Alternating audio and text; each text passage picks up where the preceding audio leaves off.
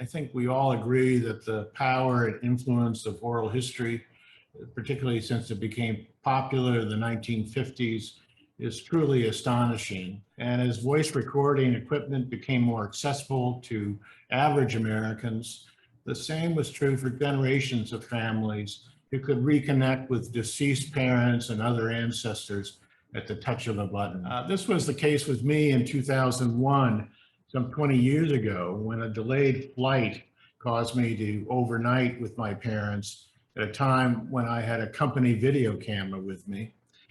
After a few glasses of wine, my mom and dad agreed to talk about their lives in front of the camera.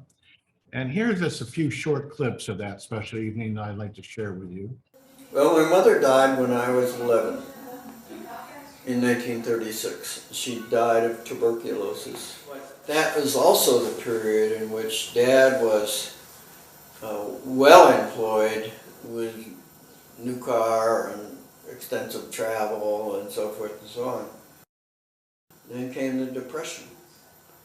The Depression changed everybody's lives. Mom died in 36, October of 36, and Dad lost his job almost at the same time. I know that fall he picked apples. I would have never, ever done on my own. I visited Dunstan Hall several times when I was younger. That was Mother's idea of spring vacation for me, was to go to be in Dunstan Hall where there was nobody to play with. Uncle Lewis was very regimented, and you had dinner at 5:30, and then there was nothing left to do. It was a boring time, but it was an interesting experience. And Uncle Lewis later had Alzheimer's, and my mother was very active in trying to get Justice Stone involved in doing something about Lewis Hurdle. As life would have it, my mother would lose her life in a car accident 2 years after we did those interviews at the age of 73.